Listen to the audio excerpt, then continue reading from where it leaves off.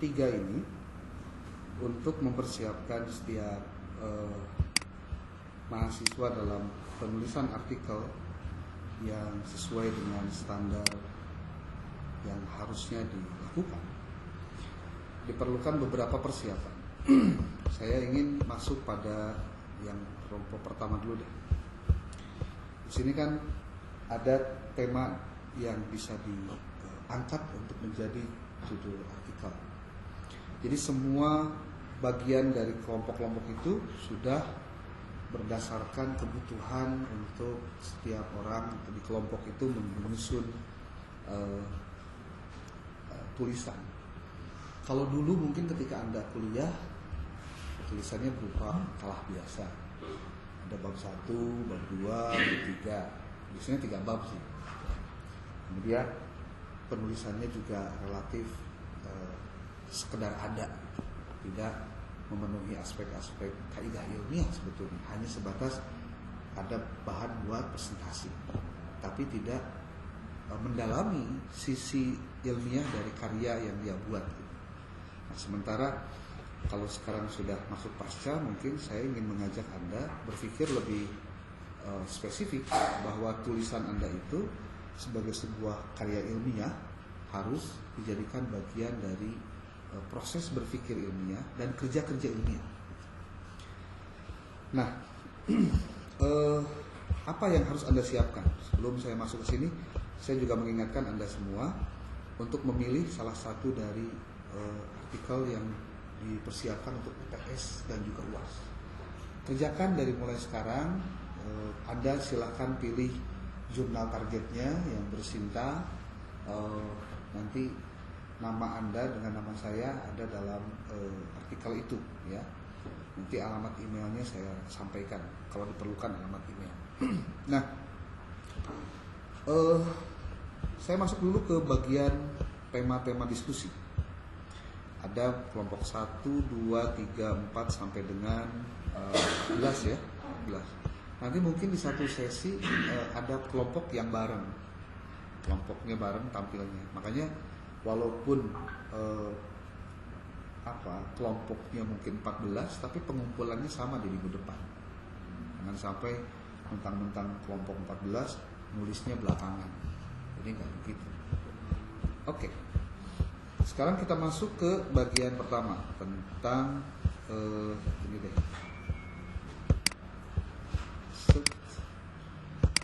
Oke. Apa yang harus Anda persiapkan? Jadi kalau bikin artikel ilmiah, artikel untuk tugas dulu ya, artikel untuk paparan diskusi kelompok. Sebetulnya ini juga berlaku untuk artikel yang UTS ataupun juga UAS. Nah, untuk artikel dalam paparan diskusi, paling tidak penyusunan artikel itu dibagi tiga sesi. Ada tahap persiapan, kemudian ada tahap proses penulisan, kemudian ada proses sebutnya penutup itu jadi akhir, finishing. Nah, untuk bagian persiapan, apa yang harus Anda siapkan pertama kali? Yang pertama tentu Anda harus tahu tentang tentukan tema yang akan dijadikan sebagai bahan kajian Anda. Kalau tema itu belum tentu judul, ya. Berarti Anda pastikan tema itu harus sudah dibentuk menjadi judul. Buatkan judul yang menurut Anda kira-kira bisa dipakai untuk dalam konteks itu. Nah, judul itu nanti dari judul Anda harus bisa masuk pada tahap kedua, mendapatkan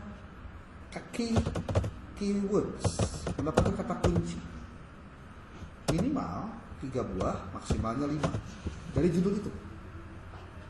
Lalu setelah itu Anda mencari bahan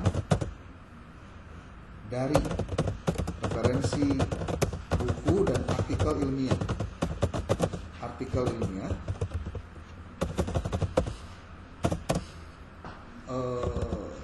Presentasinya itu adalah, saya sih mempresentasikan 80-20.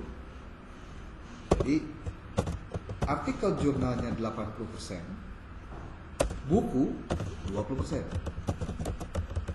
Kenapa ini harus Anda lakukan pembagian itu? Untuk nanti Anda lebih mudah diterima di jurnal. Itu ya. Nah, sekarang kita berikan kalkulasi. Saya selalu menghitung dulu kira-kira saya butuh berapa artikel untuk sumber, berapa buku untuk juga sumber. Kalau saya selalu membiasakan artikel itu, kalau untuk S1 biasanya di 30 buah sumbernya. Tapi kalau untuk S2 ke atas, apalagi S3, itu minimalnya di 40. Ya. Kalau misalnya kita lihat 40 buah, 4 buah total referensi. Coba dihitung, 80%-nya berapa kalau untuk artikel? 32. Oke, itu 32 artikel. 32 buah artikel. Kemudian untuk yang 20% yang berarti 8 buah buku. Ini tidak hanya buku ya, bisa laporan penelitian, bisa juga tesis atau juga disertasi. Pokoknya di luar artikel yang publish. Kalau sudah ketemu lagi, itu kita breakdown lagi. Yang 32 buah artikel itu, ini harus artikel yang seperti apa? Nah, ini kualifikasinya. Jadi bahasa gampangnya begini. Kita kalau masak, bahan-bahannya itu nggak bahan berkualitas, itu hasilnya juga nggak berkualitas. Kemudian juga orang akan melihat bahwa masakan kita itu kurang begitu punya kualitas karena memang bahan-bahannya juga biasa. Kan biasa kalau dalam bahan itu ada KW 1, 2, 3 lah. Persis rumah juga. Anda kan bikin rumah nggak langsung bikin bangunan, kan ngumpulin dulu bahan-bahannya. Nah, ngumpulin bahan juga kan harus juga dicek apakah bahannya ini bagus atau tidak. Contoh semen aja kan nggak ada kualitasnya. Harga itu menunjukkan kualitas, biasanya kan begitu. Nah, untuk orang-orang tertentu, ya dia pikir kualitas itu bagian penting dari sebuah karya yang harus dia hasilkan. Makanya kalau Anda melihat ini, cari rujukan yang qualified. Dari mana kualifikasi itu? Nah, saya sampaikan nih. Anda bisa mencarinya dari publisher-publisher yang sudah besar. Seperti ada Elsevier, dia bikin di Scopus.com. Tonton ya, Scopus.com. Scopus.com ini banyak sekali artikel yang bisa Anda kaji. Ya. Pertama dari Scopus. Yang kedua, syaratnya atau bukan syarat, jalur untuk Anda bisa mendapatkan referensi, Anda bisa cek di sciencedirect.com.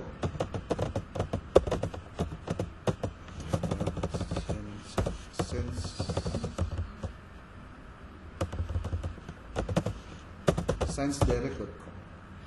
Ada lagi untuk mendapatkan artikel yang berkualifikasi, meskipun ini ada caranya juga, ya. Bagaimana cara Anda untuk mendapatkan naskah yang bisa masuk pada kualifikasi naskah yang bagus? Oke. Kalau untuk pengindeks, ini kan pengindeks ya, pengindeks. Scopus itu pengindeks sebetulnya. Artikel Scopus itu jurnalnya banyak ditemukan di berbagai-bagai, sebetulnya banyak sekali. Nah, kemudian kalau yang dari Indonesia, Anda bisa cari di sinta.kemdikbudristek, kemdikbud.go.id kalau nggak salah. Nanti kita lihat, kita cek satu. Atau kalau tidak, Anda cari di garuda.kemdikbud.go.id. Ini adalah tempat-tempat yang bisa Anda gunakan untuk men-searching artikelnya. Jadi pencariannya dulu berbasis artikel. Nah, sekarang kalau berbasis judul, berbasis kata kunci, berarti kan Anda harus punya kemampuan untuk menelusuri juga di situ. Anda bisa gunakan penelusurannya itu dengan menggunakan, pertama ada yang harus Anda download dan Anda install, itu Harzing Publish or Perish. Saya pernah menyampaikan ini kalau tidak salah. Harzing Publish or Perish. Atau untuk mendapatkan artikel juga Anda bisa menggunakan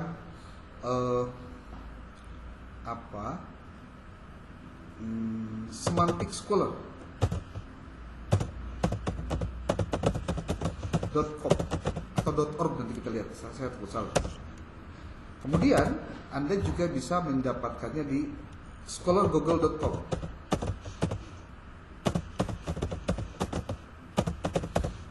Nih, ini beberapa link, termasuk juga aplikasi yang bisa dipakai untuk mencari referensi. Ada lagi tipset.io. Tipset.io. Ini pun sama, untuk bisa mendapatkan referensi. Jadi jangan dulu ngetik apa-apa dulu, cari dulu referensinya. Cuma kan bingung saya, Pak, saya mau nyari referensi apalah, saya juga bingung. Judulnya tentang apa? Nah, makanya nanti kita breakdown dari mulai judul, dibuat dan seterusnya. Tentu buat pemula akan mengalami kesulitan kalau tidak dibantu dengan alat-alat lain. Kalau Anda pernah melihat Publish or Perish, mungkin sudah pernah lihat ya. Ini saya sudah menginstalnya. Ini nih, ada tulisan Harzing. Nih, ini tergantung internet juga. Kalau di sini jelek banget. Di dalam Publish or Perish, Anda bisa mendapatkan link artikel untuk yang Scopus juga di sini, tinggal klik. Tapi dari sini Anda sebelumnya harus mendownload dulu atau mendaftarkan dulu API key, namanya API key, kalau disingkat API key. Itu ada di YouTube, Anda boleh cek, banyak sekali informasi tentang hal tersebut. Seperti ini nih contoh, kalau YouTube-nya lancar internetnya, ini bakal bagus. Jadi di YouTube itu banyak sekali pengetahuan buat Anda bisa jadikan sebagai bahan catatan-catatan Anda untuk memperbaiki kompetensi biar Anda naik.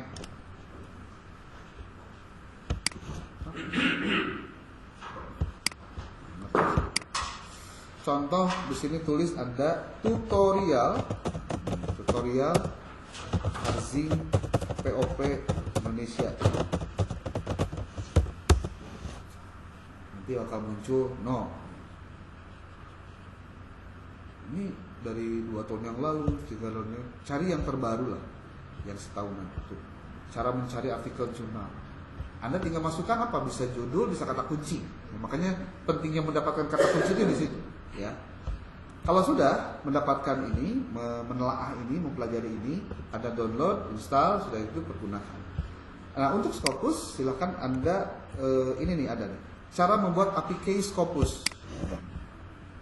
Ada tutorialnya nih, buat di dalam dimasukkan di Publish or Perish gitu. Nih. Tuh. Saya tidak akan jelaskan bagaimana cara mencari di Publish or Perish ya. Cari aja sendiri, belajar lah. Tuh. APK Scopus untuk mencari artikel dengan Publish or Perish. Oke. Sudah selesai ini, berarti Anda sudah bisa mencari referensi. Nah, sekarang kan masuk nih ke judulnya. Tuh, Pak, saya ke bagian judul ini nih. Mana tadi? Nih.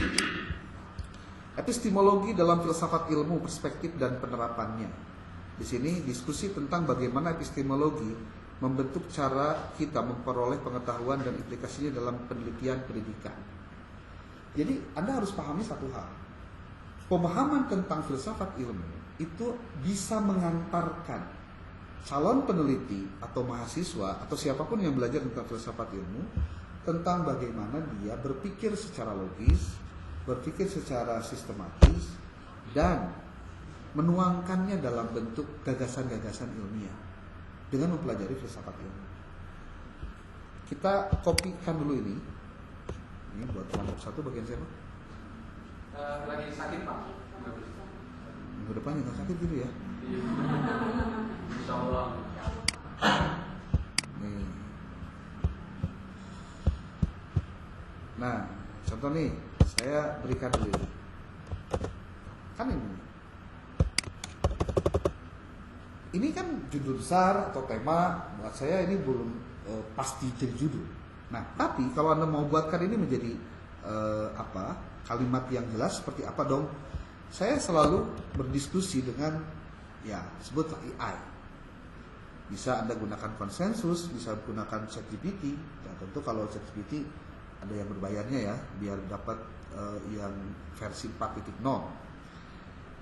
Caranya adalah buatkan dulu narasi yang kita sebut dengan prompt. Prompt itu perintah. Perintah bagaimana agar ChatGPT itu atau apapun namanya AI memberikan jawaban yang tepat sesuai dengan apa yang kita inginkan. Kebanyakan kesalahan kita itu selalu langsung minta jawaban sesuai keinginan, tanpa kita lakukan dulu komunikasi yang efektif dan membuat dia langsung menyusun sebegitu banyak data yang dia miliki untuk disesuaikan dengan apa yang kita inginkan.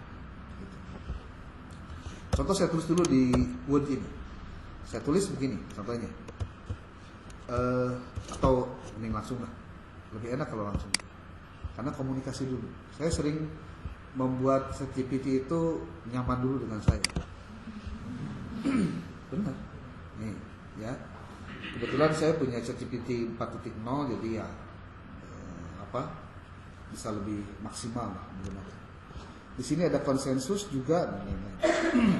Contoh, hai dulu aja. Ini internetnya nih, mod. Hai, apa yang bisa bantu hari ini? Nah, katanya kamu setelah tahu ya.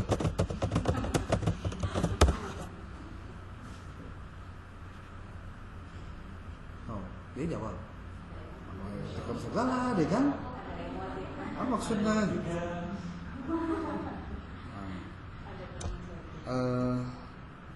Kamu paham nggak tentang filsafat ini?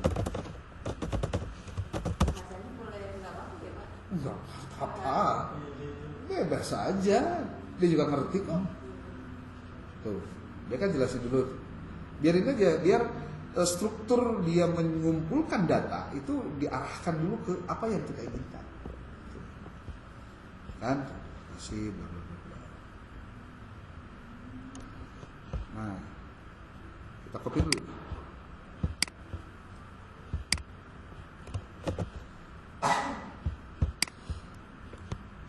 Oh gitu. Ya dulu lah. Kan?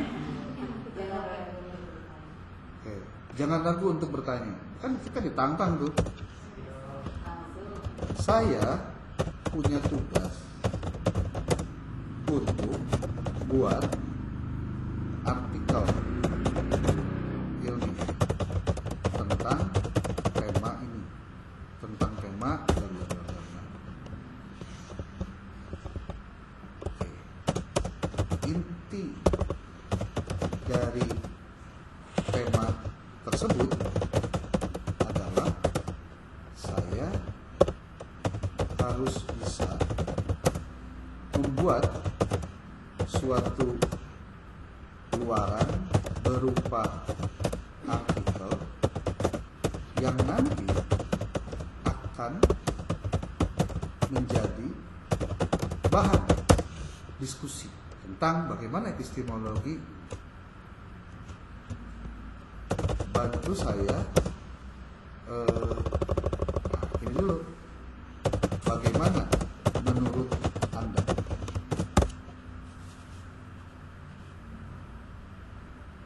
Dia memorinya muter dulu. Nah, dia kasih insight, kasih wawasan. Kita sebetulnya nggak minta dia menjelaskan apapun, cuma saya minta menurut Anda gimana gitu. Malah dijelasin kan? Ini adalah tema yang sangat menarik dan relevan, terutama dalam konteks pendidikan. Untuk artikel ini kamu bisa fokus pada beberapa poin utama untuk mengembangkan argumen yang kuat dan menarik. Jadi sebenarnya kekuatan AI itu adalah dia sebagai co-pilot kita. Tentu pilotnya kita sendiri. Tetapi kita menggunakan dia untuk mempercepat dan mempermudah kerangka berpikir. Itu pahami dulu itu. Jadi bukan 100% semuanya tergantung dia, enggak juga. Kalau dia kasih jawabannya ngaco karena internetnya lemot, itu bisa hasilnya jadi juga. Gitu. Contoh ya, dia jawab begini. Anda itu harus menjelaskan apa saja sih di tema tentang itu. definisi epistemologi dan relevansi dalam filsafat ilmu, perspektif epistemologi dalam filsafat ilmu, terus. Nah, kita tanya lagi, kira-kira dari paparan Anda di atas,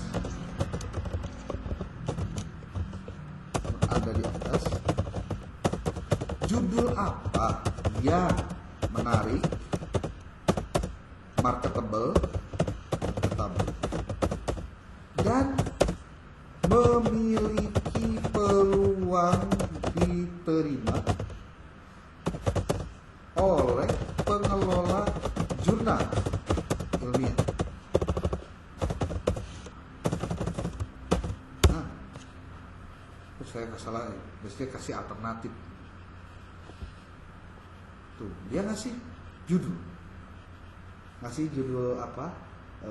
Alternatif judul. Epistemologi dalam penelitian pendidikan, membangun landasan pengetahuan yang kuat. Dari positivisme ke konstruktivisme. Implikasi epistemologi dalam penelitian pendidikan, merefleksikan epistemologi, mengoptimalkan pendekatan penelitian pendidikan yang berkelanjutan.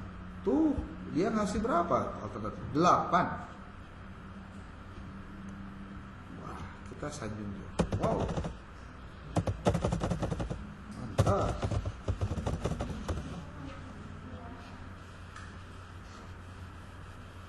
Senang bisa membantu. Nah, gitu. Ya, temesin teh jelema di puji mah pasti gimana. Nah, kira-kira dari paparan Anda di atas yang tadi nih, judul apa yang menarik, marketable, dan memiliki peluang diterima oleh pengelola jurnal ilmiah? Tuh, dia berikan contoh ini. Nah, kira-kira Anda mau yang mana nih? Saya mau yang pertama nih contohnya. Epistemologi dalam penelitian pendidikan. Saya tertarik dengan nomor 1. Bagaimana menurut Anda?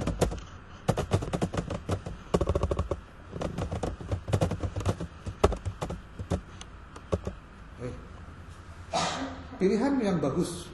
Nomor 1, epistemologi dalam penelitian pendidikan, membangun landasan pengetahuan kuat, memiliki beberapa keunggulan yang membuatnya menarik dan marketable. Judul ini efektif, relevansi dan fokus, terus tuh.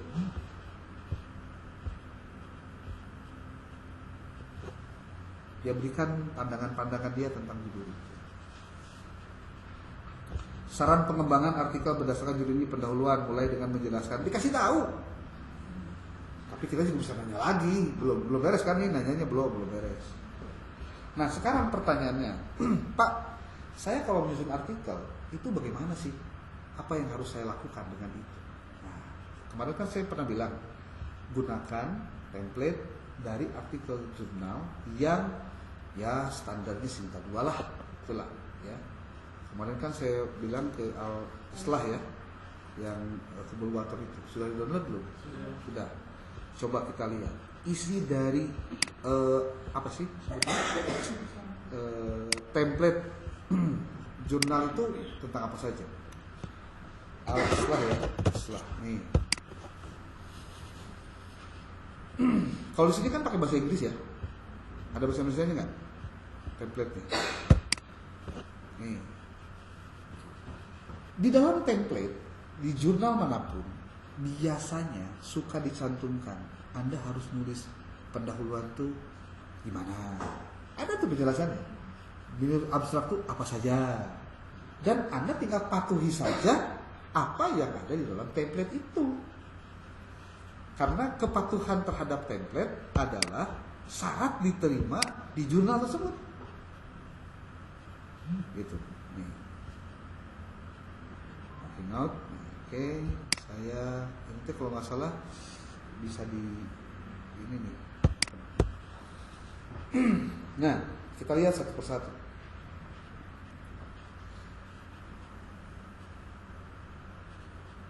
Wing, lama nih. Nah, jangan mengubah template, termasuk jangan mengubah huruf. Ya, jangan mengubah huruf. Nih. Introductions. The introduction should briefly place the study. Nah, ini bisa di copy nih. Jadi ini adalah tekniknya. Set. Ini adalah introduction dari jurnal ini. Kita jadikan ini sebagai clue, petunjuk untuk si ChatGPT. Begini. Masukkan lagi ke template ini. Masukkan ke sini.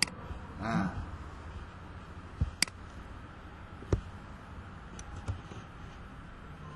bantu saya menyusun introduction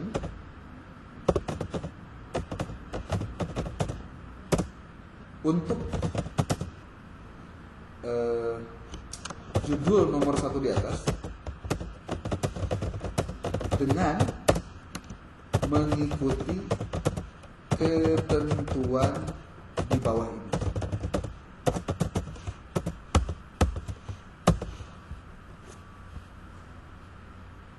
Oke. Di sini dijelaskan. The introduction should briefly place the study abroad, blah blah blah blah blah blah, the current state of research and finally briefly mention the main aim of the work and highly principal version. As far as possible, please keep the introduction compressible to scientists outside your particular field of research. References should be cited as blah blah blah blah blah blah. Tuh udah dikasih tahu. See the end of the document for further details of prevention technique should be default. Nah, coba kita lihat apa yang akan kira-kira dia tulis ketika petunjuknya begitu. Tahu?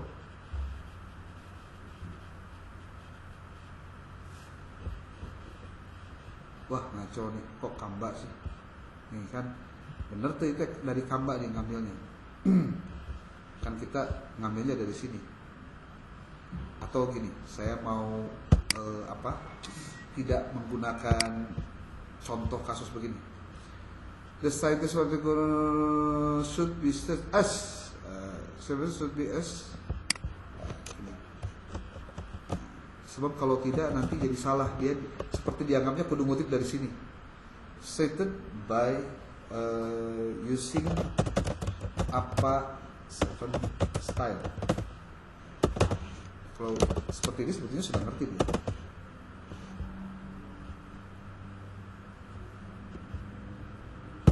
Pasti berubah. Mudah-mudahan tidak lagi terpengaruh oleh referensi yang tadi dituliskan di dalam prompt-nya. Tuh, ini bahasa Inggris kan?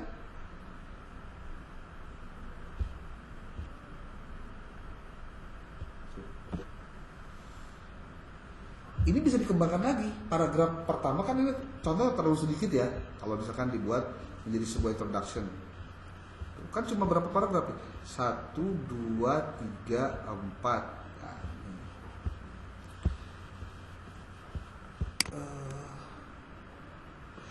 Translate to Indonesia, please.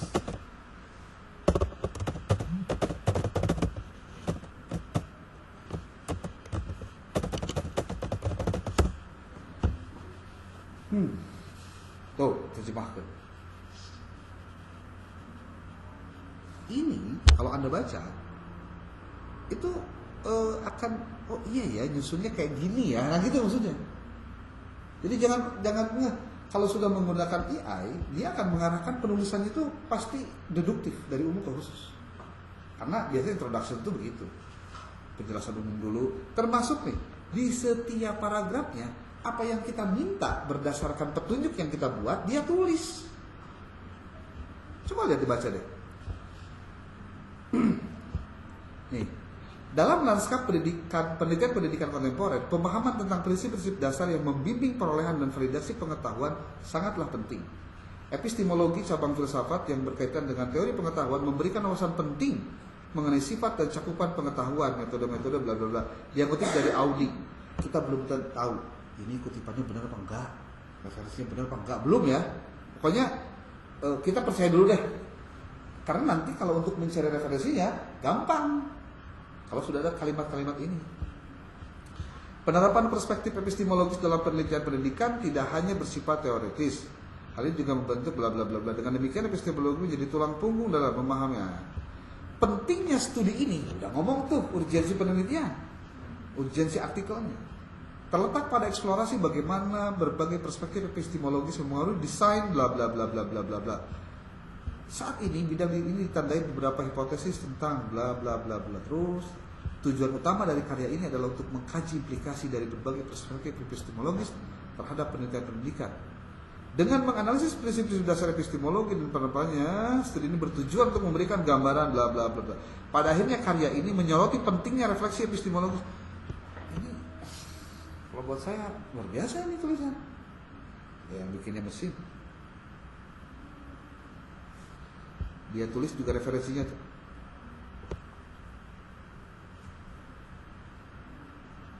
Beres tuh? Apa? Pendahuluan? Pendahuluan beres.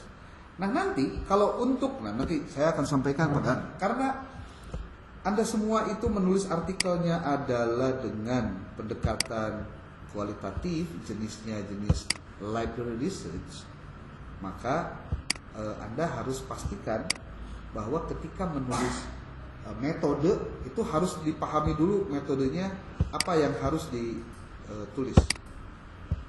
Nih, metode itu Bapak Ibu, untuk penelitian Anda itu kan library research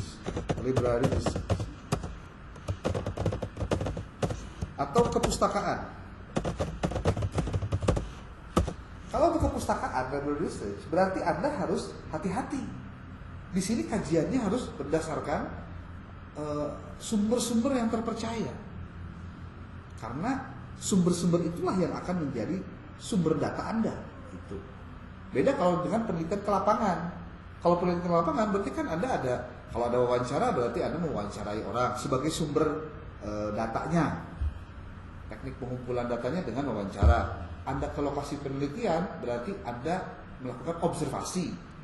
Anda dengan pengamatannya mengobservasi dan mendapatkan datanya. Ya. Lalu yang ketiga dokumentasi. Di lembaga atau di sekolah tersebut atau di lembaga itu ada data yang bisa dipakai untuk dibaca dan dianalisis. Berarti dalam penelitian kualitatif lapangan alat pengumpul data ini sudah 3. Nah sementara dalam penulisan kepustakaan Anda menjadikan referensi-referensi sebagai bahan untuk dianalisis secara logis, gitu. Nah maka sumbernya harus minimal 4 nih referensi itu persyaratannya. 1, harus otoritatif. Sumbernya itu harus otoritatif. Bagaimana alat ukur otoritatif? Gampang. Kalau di dalam artikel itu seberapa banyak artikel itu sudah disitasi. Nah itu. Yang kedua adalah relevan. Sumbernya harus relevan, nggak boleh nggak relevan. Masa ngomongin epistemologi bicaranya yang lain kan ngaco. Gitu. Yang ketiga harus otentik. Otentik itu apa maksudnya? Otentik itu maksudnya Anda sebagai si penulis atau si peneliti harus melihat langsung referensinya.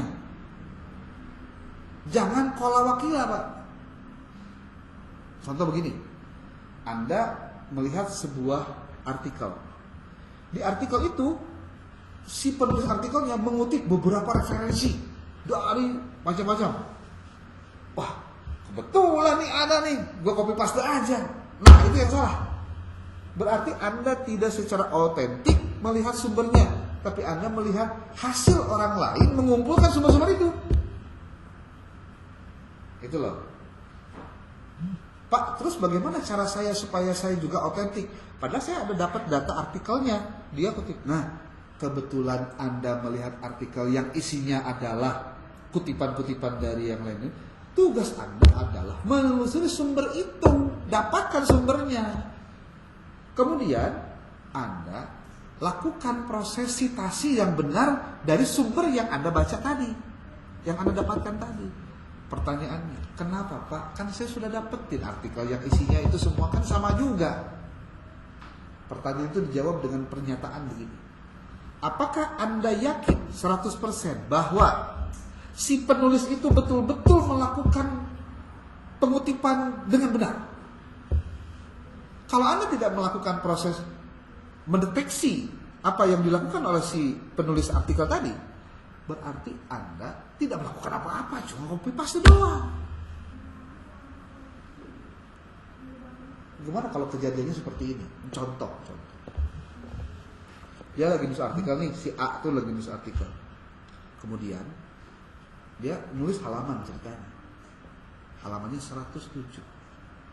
Cuma karena kondisi lagi ngantuk atau gimana, angka 7-nya nggak ketulis. Cuma 10 doang. Maka tertulislah di dalam karyanya itu, dalam hasil itu 10. Anda dapatin apa ya? Filenya, apa sih bukti apa? Artikelnya dapat. Tertulis di situ 107 apa 110? 10. Kalau Anda takut buta, copy paste doang, berarti Anda sudah melanjutkan kekeliruan yang dibuat oleh si peneliti. Memang tidak sampai detail begitu juga, tapi maksudnya ketelitian seorang periset itu harus sudah sampai tataran ke situ. Kenapa? Karena Anda melakukan kajian analisis dari referensi. Berarti referensinya memang kudu benar-benar dibaca. Itu. Tapi dengan AI ada kemudahan. Anda tidak perlu membaca banyak, kata kuncinya saja, kumpulkan dalam satu paragraf, masukkan ke dalam itu. Tolong buatkan citasi terkait itu dari naskah tadi di atas. Jadi dia nggak jelas itu. Dan saya sudah praktikkan masalahnya itu. Ya. Lanjut. Berarti kalau begitu apa nih? Nih, ini kan sudah nih. Tadi kan saya bicara metode ya. Coba kita lihat di dalam template-nya. Metode ini apa saja sih harus ada? The research method should be included in the introduction. The method contains the explanation of the research approach, subject of the study, the conduct of research procedure, the use of material instruments, data collection, and analysis techniques. Coba kita lihat. Kalau saya menggunakan template ini untuk menyuruh si ChatGPT membuatkan metode untuk ini, kira-kira apa yang akan dia tulis? Tanpa menggunakan dulu tambahan-tambahan, tapi apa adanya dulu. Nih, masukkan ke sini. Coba kita tulis. Pergi dulu dah. Gitu Tuh, itu juga dia jawab. Terima kasih, senang bantu. Nah, begini. Lanjutkan dengan menyusun metode dengan kriteria sebagai berikut. Sebagai berikutnya ngambil dari mana? Dari template. Coba kita lihat. Apa yang akan dia tulis?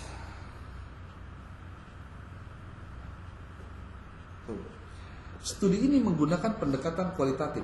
Masih nyambung dengan yang tadi nih, ya. Dengan kajian pustaka, literatur review untuk mengkaji implikasi perspektif epistemologis dalam penelitian pendidikan. Pendekatan ini dipilih karena memungkinkan analisis mendalam terhadap konsep, teori, dan paradigma yang telah ada, serta bagaimana mereka mempengaruhi pendekatan penelitian dalam konteks pendidikan. Diambil dari Creswell dan Holt. Bagus ini referensinya.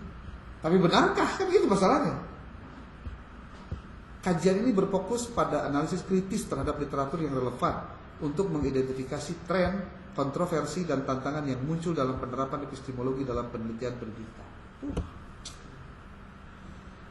Nah, kemudian ada subjek kajian. Tuh, subjek dari studi ini adalah artikel-artikel jurnal, buku-buku, dan publikasi akademik lainnya yang berhubungan dengan epistemologi dalam konteks pendidikan.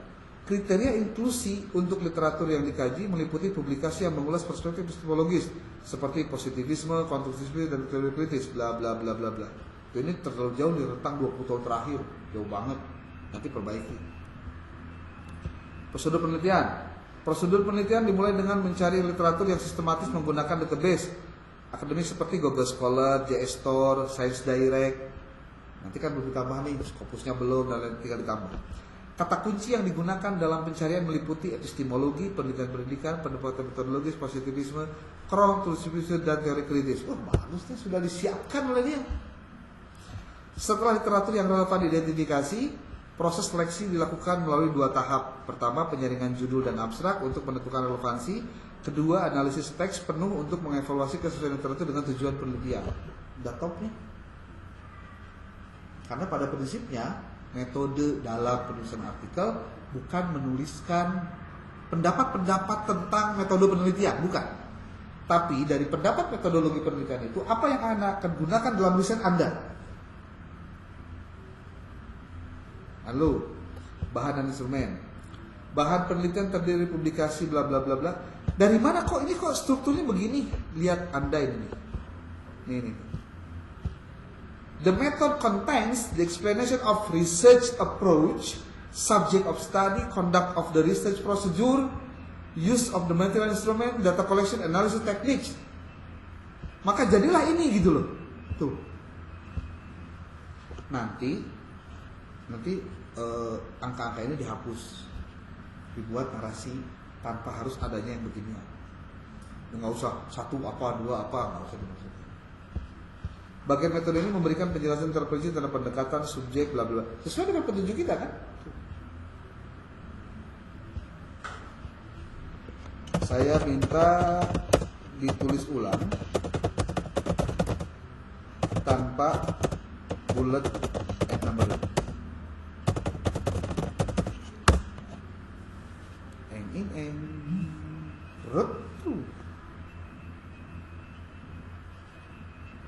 Tuh, nggak pakai.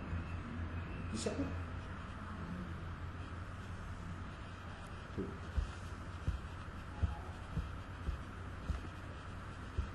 Tuh, tapi awas nih ya.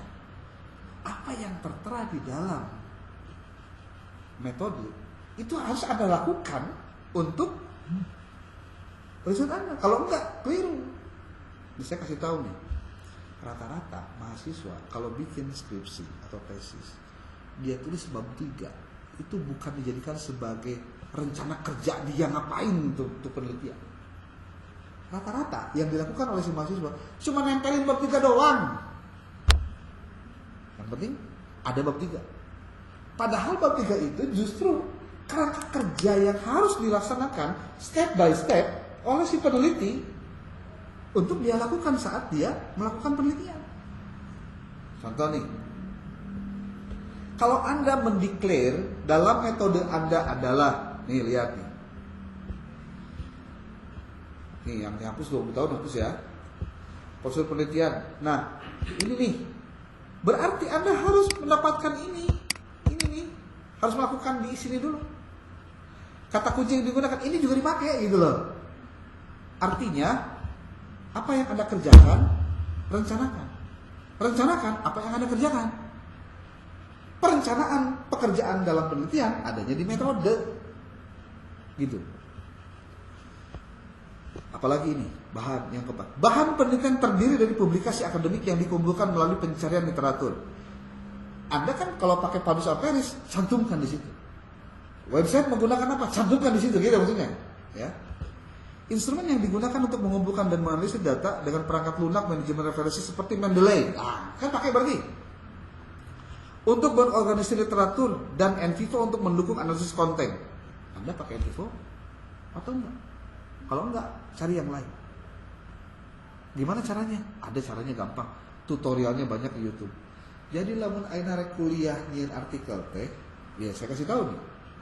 Karena setiap dosen pasti akan nyuruh Anda bikin artikel. Makanya bikin artikelnya artikel yang benar, jangan artikel yang artikel-artikelan. Saran saya, kalau NVivo berat, pakailah software lain. Seperti kalau saya di sini punya namanya ini atlas.ti. Kalau belum tahu, belum dengar, berarti Anda dapat sesuatu yang baru di kelas saya. Apa namanya? Atlas.ti. Kalau Anda nonton YouTube, nih saya kasih tahu ya, nih nonton YouTube, banyak banget tutorialnya. Pak, kalau saya pengen dapetin filenya dan mendownload dan menginstalnya gimana caranya? Anda bisa beli di marketplace, harganya kurang lebih 75.000 sampai 100.000. Beli aja sekelas satu, nanti akunnya bisa dibagiin semua. Beres kan? Coba buka Shopee. Belanja kan sering lah, saya juga tahu. Kalau nggak Shopee, apalah marketplace, mau Tokopedia, kayak mau apa. Tulis atlas.ti. Anda cari yang versi 9, harganya berapa. Anda cek dulu sih ininya. Toh nggak pakai ongkir, langsung bisa dikirim dalam waktu 24 jam. Biasanya ke email.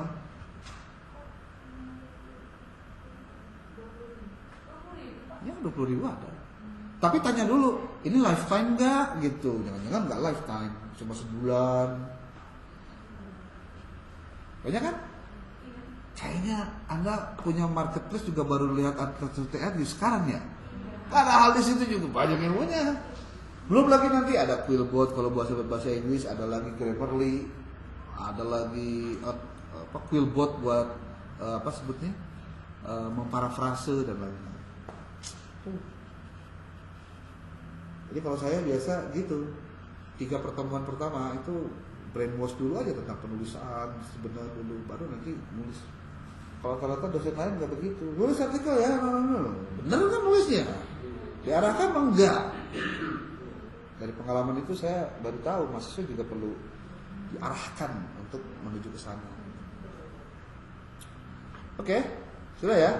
Belajar itu gimana caranya? Baca lagi YouTube Pak, nonton YouTube lagi. Saya nyuruh nonton sebenarnya, nyuruh nonton pakai headset, nontonnya begini, sambil duduk, pakai catatan. Kan saya sudah kasih tahu nih, apa nih tulisnya, tutorial atlas.ti 9 atau bebas lah Indonesia. Biasanya kalau nggak Indonesia dia pakai bahasa Inggris. Tuh, mengolah data kualitatif.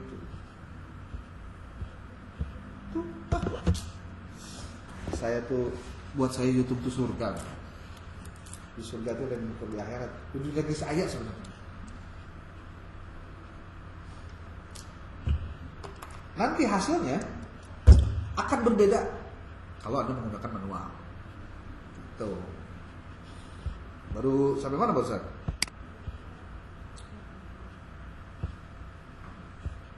Oke, baru template ya. Baru apa? Ini nih. Di data. Terus lagi ada nih, lihat. Perangkat lunak ini membantu dalam mengidentifikasi tema-tema utama, hubungan antar konsep dan perbedaan dalam pendekatan epistemologis yang digunakan dalam penelitian pendidikan. Data dikumpulkan melalui kajian pustaka yang mencakup identifikasi dan pengumpulan artikel jurnal, buku, dan publikasi lainnya yang relevan dengan topik penelitian. Proses ini melibatkan evaluasi kritis terhadap literatur untuk menilai kualitas dan relevansi setiap sumber berdasarkan kriteria inklusi yang telah ditetapkan. Data yang dikumpulkan diorganisasikan secara sistematis berdasarkan tema-tema kunci seperti perbedaan epistemologis, implikasi metodologis, dan tantangan dalam penerapan epistemologi dalam penelitian pendidikan. Analisis dilakukan menggunakan pendekatan analisis konten tematik di mana data yang dikumpulkan diuraikan menjadi tema-tema utama yang relevan dengan tujuan penelitian. Teknik ini melibatkan proses berulang dalam membaca literatur, mengidentifikasi tema-tema kunci, mengkategorisasi informasi, dan menghubungkan temuan dengan kerangka epistemologis yang ada. Temuan kemudian disintesis untuk menghasilkan pemahaman yang komprehensif tentang bagaimana perspektif epistemologis yang berbeda membentuk pendekatan dan praktik penelitian dalam pendidikan. Wah, dalam Pak. Anda udah beres tuh bikin apa? Metode. Tinggal nanti ketika bicara ini. Temuan hasil dan pembahasan. Finding and discussion. Nah, di sini harus memang digunakanlah teknik-teknik tadi. Menggunakan in vivo, data-datanya gimana. Sekarang saya mau contoh, Anda bingung. Gimana ya menjelaskan ini? Tapi saya bingung. Dia cerita. Main internet. Nah, tidak masalah. Jika Anda merasa bingung, saya di sini untuk membantu menjelaskan. Saya bingung untuk menyusun temuan dan pembahasan. Kira-kira apa solusi Anda? Coba lihat jawabannya gimana.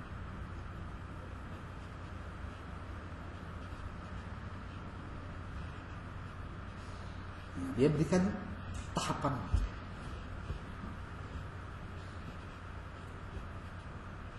Tuh. Ini tahapan. Anda kalau nulis benar, itu setiap baca hasil dari ChatGPT, itu nama ilmu baru sebenarnya. Iya ya, cara itu begini ya, mulai.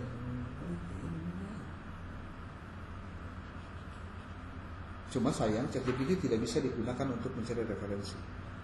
Lagi misalnya. Berarti Anda harus sudah siap-siap. Carilah bahan-bahannya dulu tuh yang tadi saya minta tuh yang dari POP itu. Bukan, siapin. Kayaknya belum pernah coba ya. Sudah pernah coba?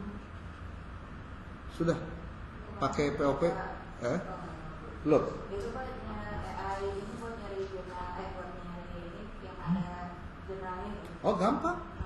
Nih, AI untuk mencari artikel jurnal itu Anda bisa cari dari sini.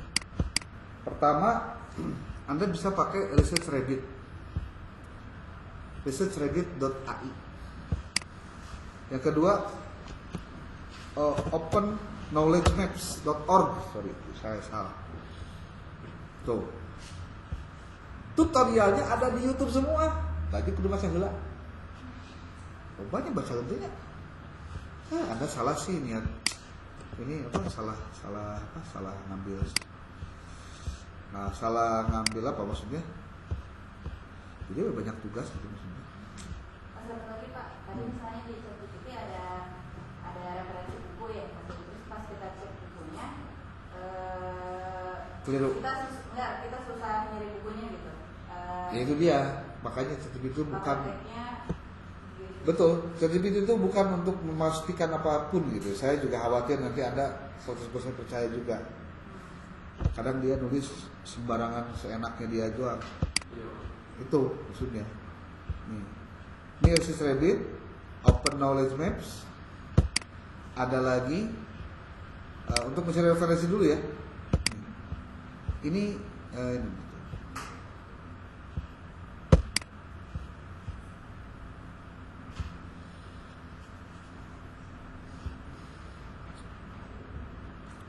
tuh, tinggal masukin aja kata kuncinya nanti muncul.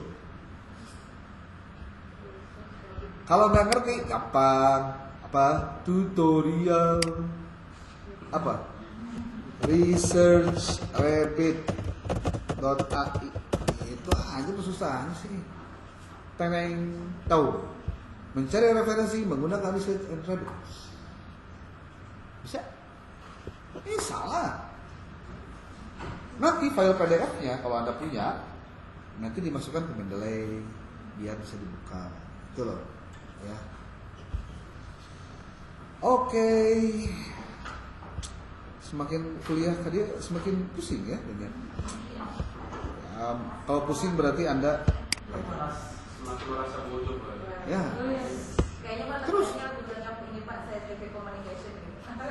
bisa. Tapi kan aplikasi dalam artikel. Ya, gimana? Hasil dari ChatGPT tadi, kalau kita gunakan untuk artikel, apakah itu berhasil sendiri atau sulit hasil? Kalau buat termitin aman. Tapi yang tidak aman itu, kalau menggunakan AI detektor. Caranya pakai AI lagi. Untouchable AI. Ada lagi, tenang lah. Teknologi, mainannya teknologi lagi.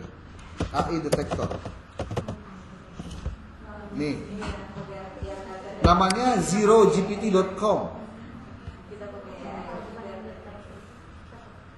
Nih contoh ya. Ini saya kalau misalkan ini kan berbayar nih rata-rata. Cari yang gratisan lah. Mana ya? Nih, sini ya. Contoh, ada nih.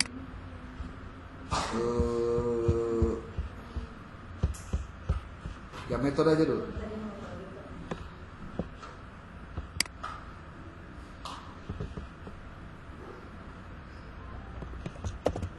Metode, masukkan ke AI detector. Coba ke sini.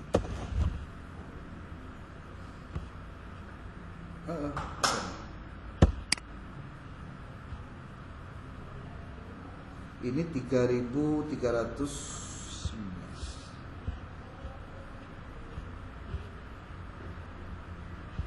100% ChatGPT itu. Iya kan?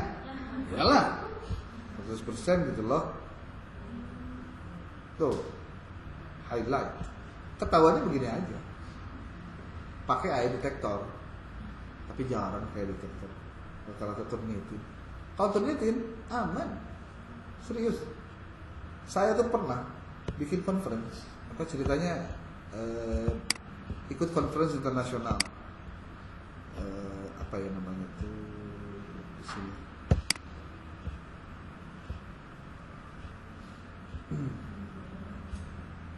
Proceeding. Ini nih. Proceeding ini nih. Icon Fahum tahun 2023 saya ikutan. Bikin pakai ChatGPT 3,5. Tapi referensinya saya perbaiki dulu. Wah, referensinya pokoknya nggak boleh gagal ya referensi. Karena buat saya referensi itu adalah ukuran dari keseriusan si periset tentang apa yang dia kerjakan. Ini internetnya kacau ya. Sehingga pas cek similarity berapa Pak? 6%? 6%? Gimana 6%? Waktu itu memang 2023 belum ramai AI, belum ramai cek ngecek itunya enggak, belum ramai. Nih, saya di sini nih.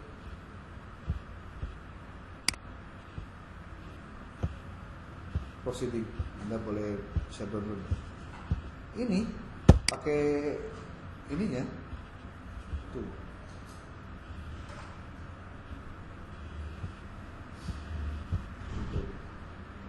Bahasa Indonesia sih.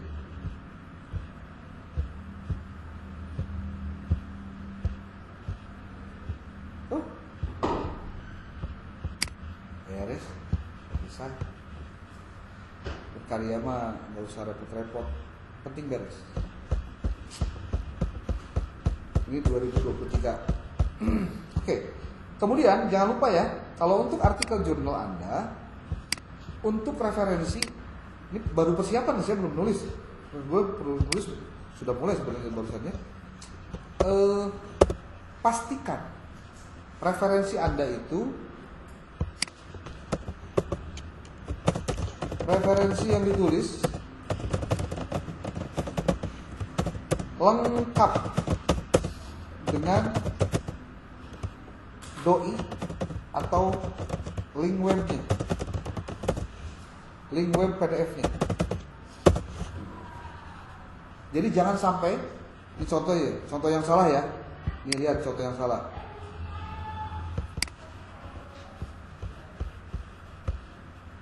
Ini contoh yang salah nih. Saya bilang contoh salah aja.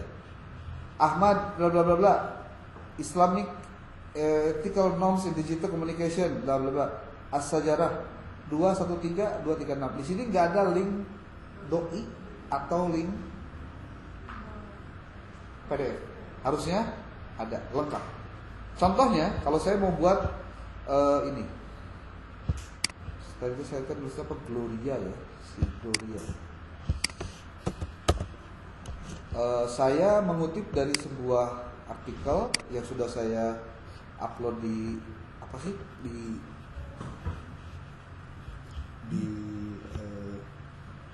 Mendeley saya. It's a station.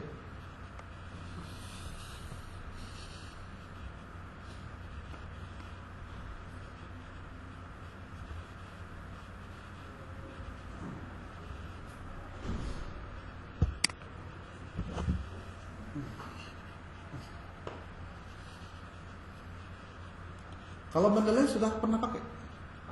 Udah ya? Alhamdulillah. Bisa? Alhamdulillah. Kuliah kayak ngerti Mendeley ya tuh. Alhamdulillah gitu. Saya suka gitu kalau ke mahasiswa. Ya kuliah tuh kalau masa Sunda mah kudu bebenangan. Terus ada yang didapat gitu. Apa aja yang dulu kita nggak ngerti sekarang paham. Gitu. Dulunya nggak ngerti, nggak paham, nggak tahu malah sekarang ngerti paham. Biar duit yang Anda keluarkan tuh jadi investasi benar buat human investment Anda gitu. Contoh ya, insert citation namanya si Gloria. Set. Oke.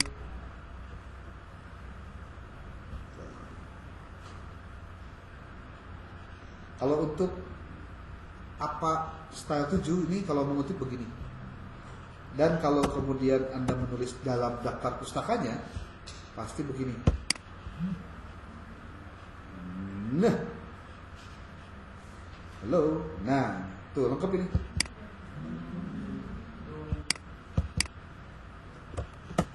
Bagaimana supaya agar lengkap? Ini kan pertanyaannya nih. Nih, lengkap kan? Anda harus memperbaiki metadatanya di sini.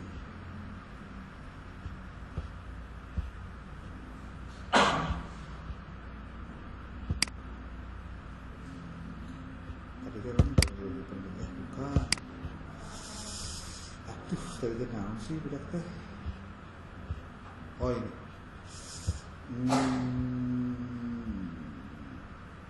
Aduh. Dibuat dulu ininya apa? Aduh. Ayah masih di kelas. Kenapa? Nanti ditelepon lah. Ya. Nanti ditelepon ayah masih di kelas. Lagi di Bandung, Dan di kampus 2. Hah? Ayah mau pulang langsung, ya? Sekarang maghrib langsung. Ya. Iya. Ya. Oke.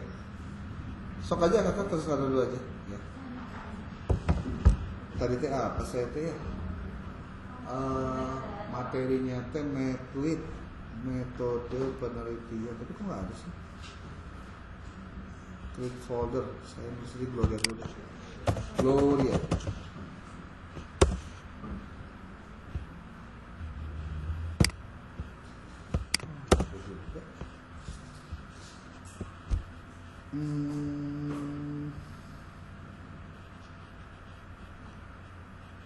Oh,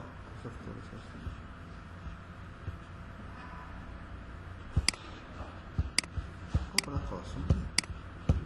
Bentar.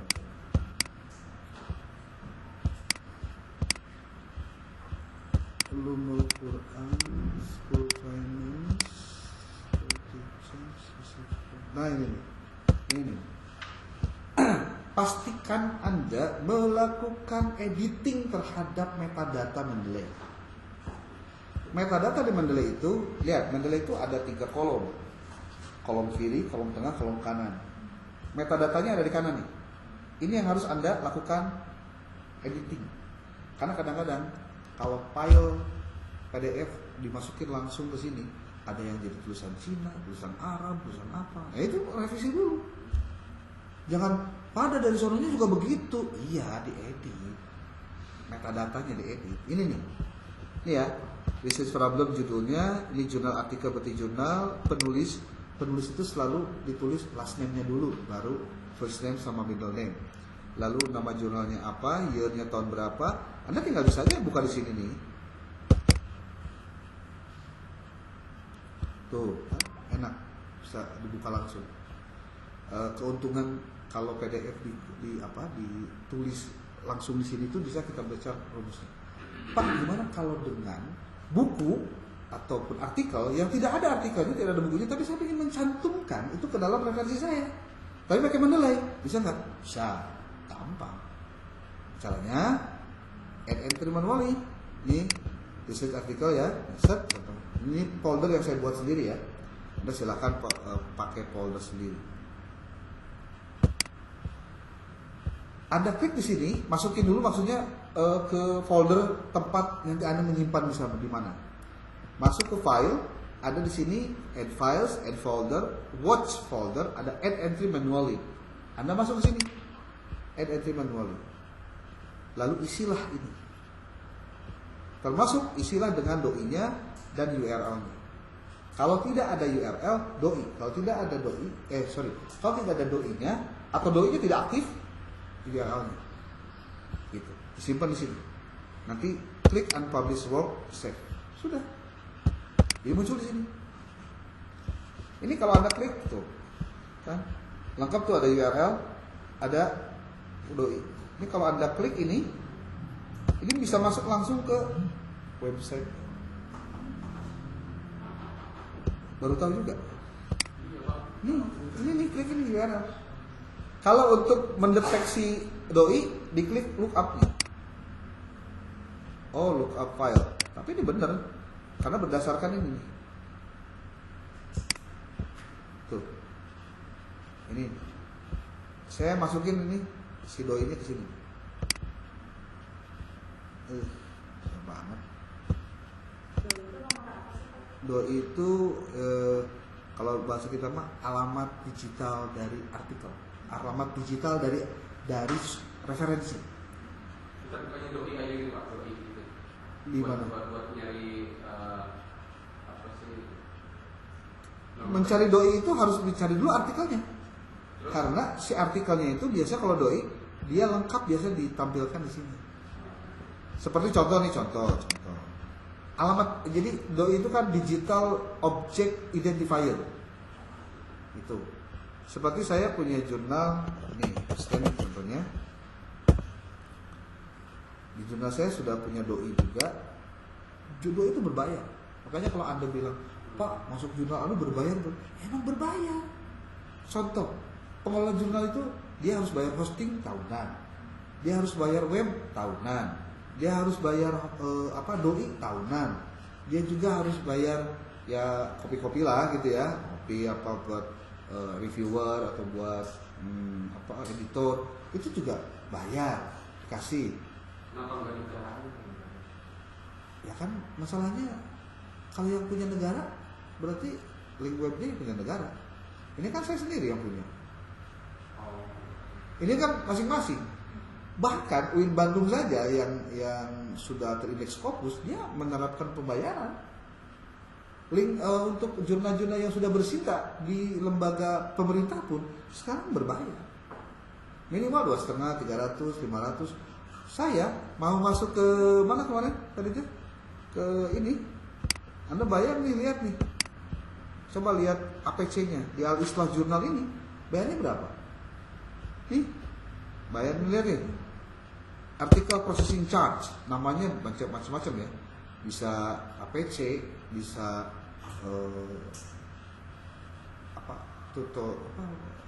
fee apalah gitu ya. Nih. Terus 700 ini. Tuh. Ada juga yang 3 juta. Nih, Anda mau lihat yang 3 juta? Nih. Jurnal Al-Hidayah jurnal apa sih? Al-Hidayah. Daya Bogor.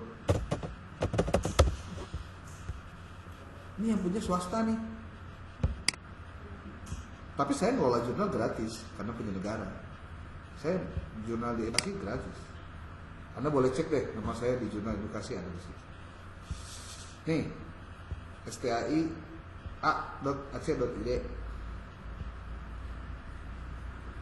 Mana sih? Jurnalnya nggak ada.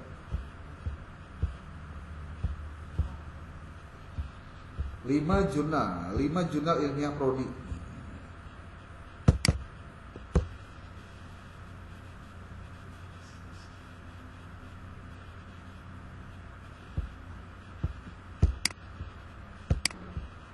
Nggak masuk sih. Kita masuk aja ke UIN ini apa? kenapa? Jurnal itu UIN. Banyak Pak. Ada 80. Tiap prodi punya, ada yang 2, ada yang 1. Tapi gratis Pak. Kenapa? Gratis. Ada yang gratis, ada yang berbayar. Makanya dicek satu-satu. Ini kenapa nggak bisa diklik ya? 5 jurnal. Ini Al Hidayah itu salah satu perguruan tinggi swasta dengan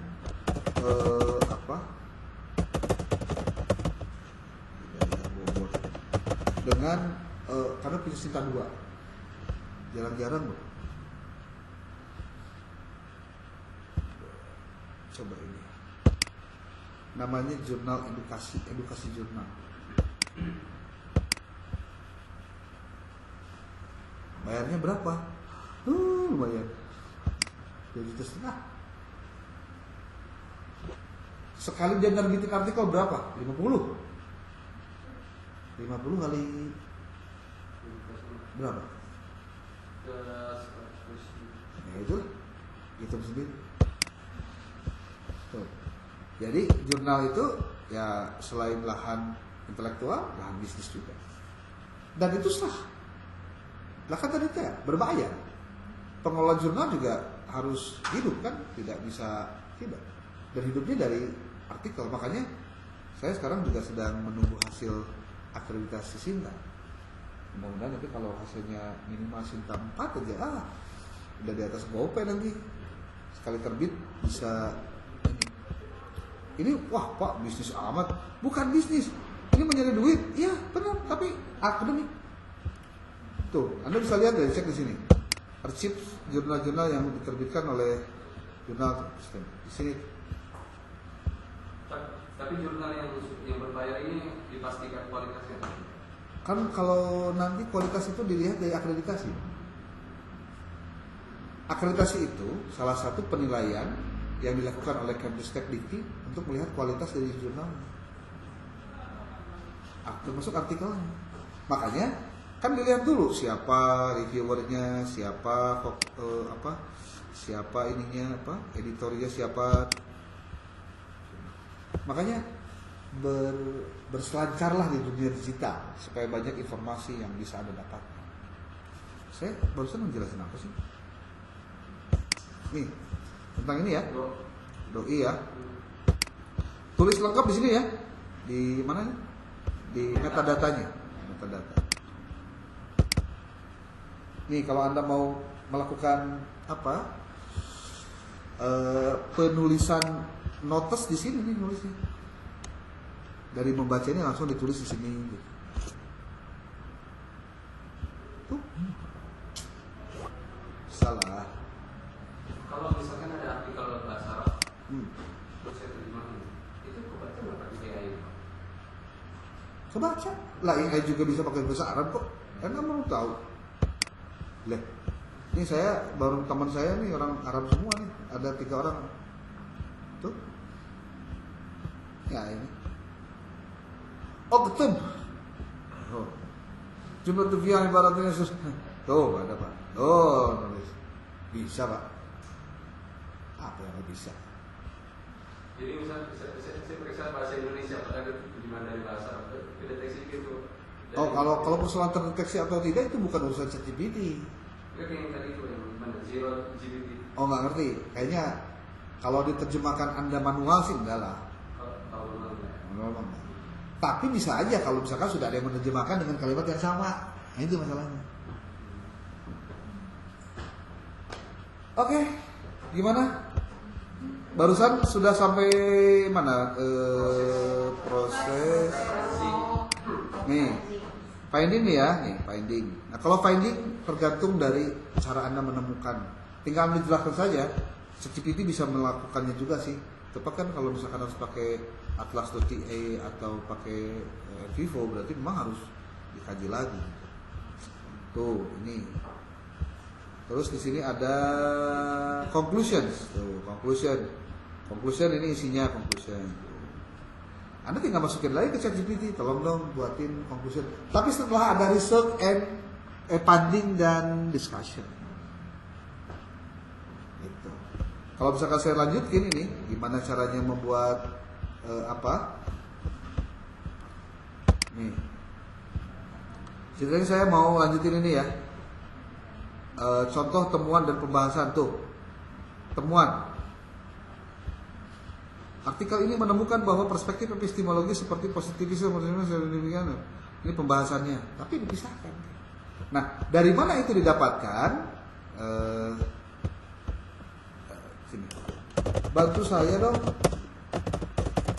buatkan result untuk judul artikel nomor 1 di atas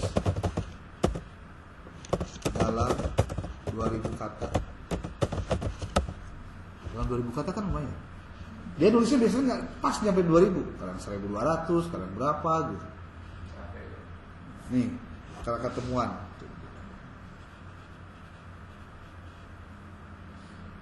Tentu saya bisa membantu menyusun kerangka, tapi ini baru kerangka dan beberapa bagian dari result dari artikel Anda bla bla bla.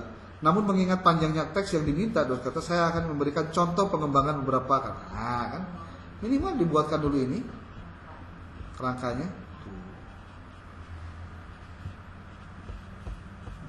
Nah, kalau udah ketemu jadi begini nih kerangkanya. Kalau mau tahu ya, nih. Nah,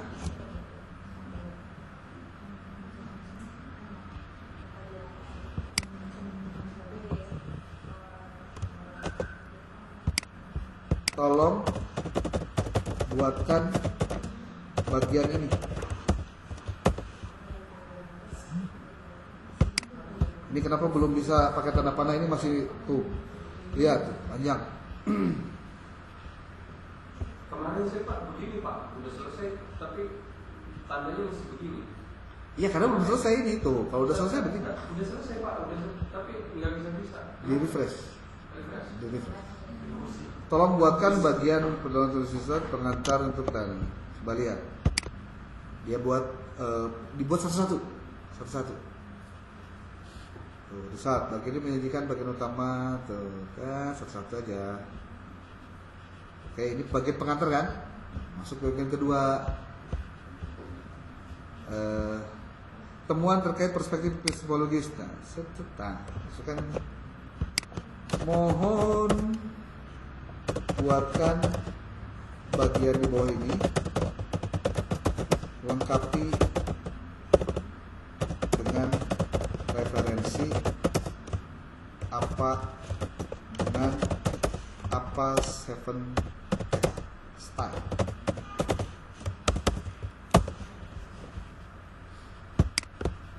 Apa yang akan dia tulis? Coba.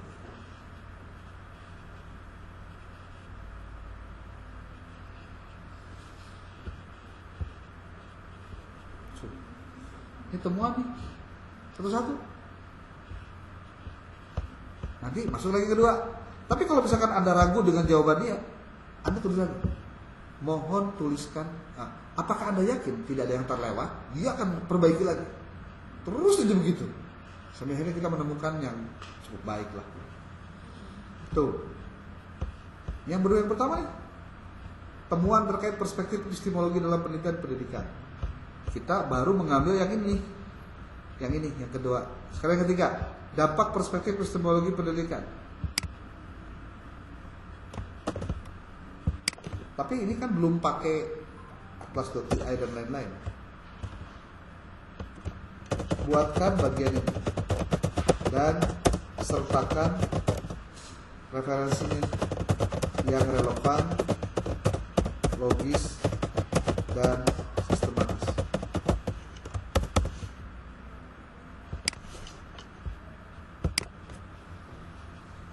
Gak nyampe setengah hari nih artikel beres. Ada di gawean mah. Nah ini Pak merujuk ke referensi itu gimana? Nah itu dia, makanya ini kan belum selesai. Jadi Anda punya gambaran ini, Anda tinggal selusuri referensi-referensi. Ini nggak nyertain halaman Pak? Gimana? Enggak, karena kalau untuk pembuatan apa style 7 itu tidak perlu pakai halaman. Susah juga Pak. Hanya tahunnya aja. Untuk mendeteksi di referensi ini. Makanya dibaca langsung referensinya.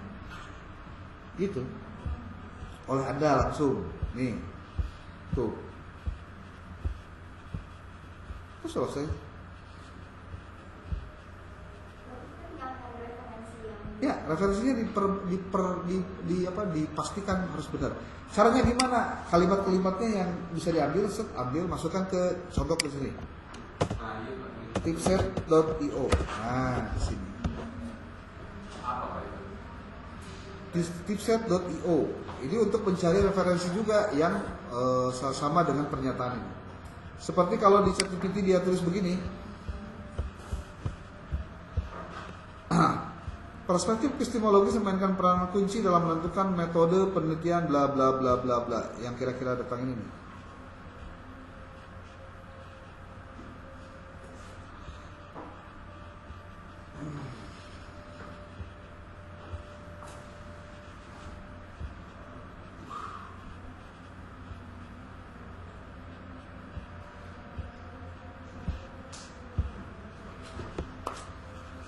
Bisa lah. Bismillah lah. Pakai tipset.io.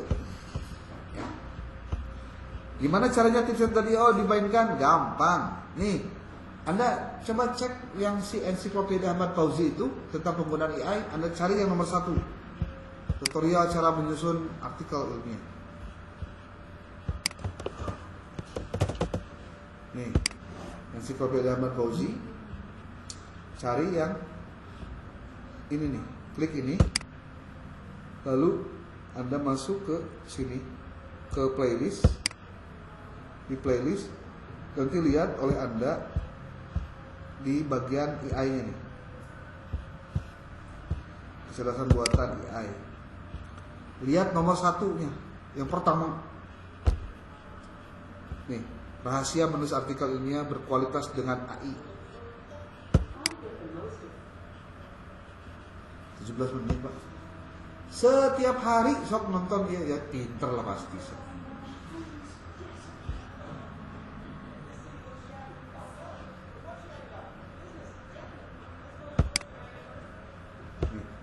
Assalamualaikum warahmatullahi wabarakatuh.